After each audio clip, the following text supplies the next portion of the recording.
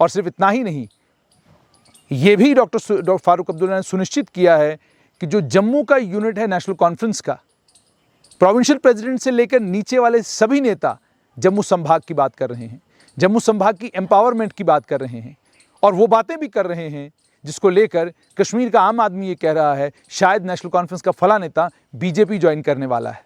यानी अगर ये सब बयान दिए जा रहे हैं, ऐसा कैसे हो सकता है कि इन तमाम बयानों के लिए स्वीकृति डॉक्टर फारूक अब्दुल्ला की नहीं हो। तालिबान हो या अलगाववादी नेता सैयद अली शाह गिलानी, डॉक्टर फारूक अब्दुल्ला दोनों के मामले में बयान देते हुए बहुत सूझबूझ से काम ले रहे हैं। ये डॉक्टर फारूक अब्दुल्ला वो डॉक्टर फारूक अब्दुल्ला नहीं हैं जो 2014 से पहले हुआ करते थे कि आप डॉक्टर फारूक अब्दुल्ला से कोई सवाल पूछते तो जो जवाब मिलता वो अगले दिन की हेडलाइन होता, जो जवाब मिलता वो अगले दिन कंट्रोवर्सी खड़ी करता, जो जवाब मिलता वो अगले दिन टेलीविज़न डिबेट्स का हिस्सा होता। अब डॉक्टर फारूक अब्दुल्ला बदले हुए हालात को और बदले हुए वक्त को ऐसा लगता है समझ गए हैं। यही वजह है तालिबान को लेकर जब पत्रकार उनसे सवाल पूछते हैं बहुत सूझबूझ से और बहुत सोच समझ कर जवाब देते हैं। बात आई अलगाववादी नेता सैयद अली शाह गिलानी की, तो शोक संदेश भेजने में भी डॉक्टर फारूक अब्दुल्ला ने अच्छा खासा समय लगाया। अच्छा खासा समय क्यों लगाया तो डॉक्टर फारूक अब्दुल्ला जानते हैं, लेकिन चूँकि हम लोग पत्रकार हैं, हम लोग नज़र रखते हैं तमाम चीज़ों के ऊपर। शोक संदेश पहुंचाने में भी उनने वक्त लगाया। यानी वो समझते हैं कि हालात बदल चुके हैं, माहौल बदल चुका है, मिजाज बदल चुका है। जब ये तमाम चीज़ें बदल चुकी हैं तो इस बदले हुए मिजाज में बात वही की जाए जो बात चलने वाली हो। और संभवतः उन्हें ये भी मालूम चल चुका है अलग अलग सर्वेज़ के ज़रिए कि इस बार चुनावी दंगल जब भी होगी तो चुनाव के मैदान में भारतीय जनता पार्टी का सीधा सीधा मुकाबला नेशनल कॉन्फ्रेंस के साथ होगा। हो सकता है आने वाले 2-4 महीनों में समीकरण बदल जाएं और कांग्रेस एक प्रबल दावेदार के तौर पर सामने आए, लेकिन अभी आसार ऐसे नज़र नहीं आ रहे हैं। कांग्रेस जिसका वोट बैंक जम्मू संभाग है, जम्मू संभाग में कांग्रेस के पास कांग्रेस के 6 ऐसे नेता हैं जो अलग अलग पार्टियों में चले गए हैं। वो इलाके जो उनका गढ़ हुआ करते थे, उन इलाकों में अब वो नेता या तो जम्मू कश्मीर अपनी पार्टी का हाथ थामे हुए हैं या पीपल्स कॉन्फ्रेंस का हाथ उन लोगों ने थाम लिया है। अब बचता क्या है? बचती है नेशनल कॉन्फ्रेंस।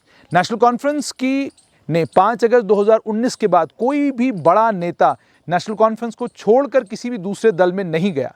नेशनल कॉन्फ्रेंस का वर्कर भी नेशनल कॉन्फ्रेंस से अलग नहीं हुआ, नेशनल कॉन्फ्रेंस छोड़कर किसी और पार्टी का हिस्सा नहीं हुआ। अगर वर्कर गया तो बहुत निचले स्तर पर गया, लेकिन बड़े स्तर पर कोई बड़ा फेरबदल नहीं हुआ। तो इसका साफ तौर पर ये मतलब है कि डॉक्टर फारूक अब्दुल्ला इन हालात को समझते हैं। डॉक्टर फारूक अब्दुल्ला ये भी समझते हैं कि इस समय जो भी वो बयान देंगे सोशल मीडिया के ज़रिए, वो बयान कुछ सेकेंडों में पूरे देश में नहीं बल्कि विश्व भर में चला जाता है। इसीलिए जब तालिबान को लेकर उनसे सवाल पूछा गया तो उन्होंने बहुत सोच समझ कर ये जवाब दिया कि वो एक दूसरा देश है, वो दूसरे देश में सरकार बन रही है, वो उनको देखना है, उनको क्या करना है, मेरा उससे कोई लेना देना नहीं।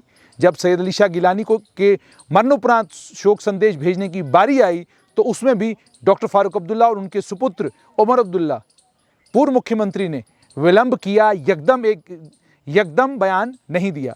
उसके मुकाबले में पूर्व मुख्यमंत्री और पीपल्स डेमोक्रेटिक पार्टी की अध्यक्षा महबूबा मुफ्ती ने ट्वीट करके उसी वक्त शोक संदेश भी दिया और शोक संदेश के साथ साथ में इस बात पर भी खेद जताया कि सरकार ने सैयद अली शाह गिलानी के परिवार को जनाजे की इजाज़त नहीं दी, उनको शामिल नहीं होने दिया। उस पर उन्हें खेद भी व्यक्त किया। डॉक्टर फारूक अब्दुल्ला और उनकी पार्टी के नेता ये बात समझ रहे हैं कि चुनाव जल्द होने वाले हैं, लेकिन जब चुनाव का बिगुल बचेगा, क्या डॉक्टर फारूक अब्दुल्ला तालिबान पर बयान नहीं देंगे?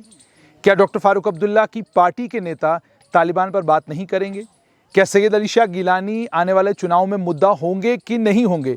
ये वो सारे सवाल हैं जिन सवालों पर आम आदमी की नज़र है। स्ट्रेट लाइन भी इन तमाम चीज़ों पर ध्यान रखेगा, मगर एक बात तो प्रशंसनीय है जिस चीज़ के लिए डॉक्टर फारूक अब्दुल्ला की प्रशंसा भी की जानी चाहिए कि डॉक्टर फारूक अब्दुल्ला 5 अगस्त 2019 के बाद वो डॉक्टर फारूक अब्दुल्ला नहीं हैं जो वो 5 अगस्त 2019 से पहले हुआ करते थे। अब डॉक्टर फारूक अब्दुल्ला कंट्रोवर्सी से बचने की कोशिश करते हैं, बयान देते वक्त बहुत सूझबूझ से काम लेते हैं। और सिर्फ इतना ही नहीं, ये भी डॉक्टर फारूक अब्दुल्ला ने सुनिश्चित किया है कि जो जम्मू का यूनिट है नेशनल कॉन्फ्रेंस का, प्रोविंशियल प्रेसिडेंट से लेकर नीचे वाले सभी नेता जम्मू संभाग की बात कर रहे हैं, जम्मू संभाग की एम्पावरमेंट की बात कर रहे हैं और वो बातें भी कर रहे हैं जिसको लेकर कश्मीर का आम आदमी ये कह रहा है शायद नेशनल कॉन्फ्रेंस का फला नेता बीजेपी ज्वाइन करने वाला है। यानी अगर ये सब बयान दिए जा रहे हैं, ऐसा कैसे हो सकता है कि इन तमाम बयानों के लिए स्वीकृति डॉक्टर फारूक अब्दुल्ला की नहीं हो। आने वाले समय में चुनाव बहुत इंटरेस्टिंग होने जा रहे हैं और जैसा मैं कह रहा हूं कि मुकाबला भारतीय जनता पार्टी और नेशनल कॉन्फ्रेंस के बीच में अभी तक है, लेकिन देखना यह है कि आने वाले कल में डोगरा स्वाभिमान संगठन, एकजुट Jammu, Jammu Kashmir national panthers party, Congress, Jammu Kashmir अपनी पार्टी, उसके अलावा पीपल्स कॉन्फ्रेंस का क्या रूप जम्मू संभाग में निकल कर आता है। जो भी रूप निकल कर आएगा वो इन चुनावों को और ज़्यादा इंटरेस्टिंग बनाएगा। मगर एक बात तो बिल्कुल साफ है कि डॉक्टर फारूक अब्दुल्ला आहट समझ गए हैं।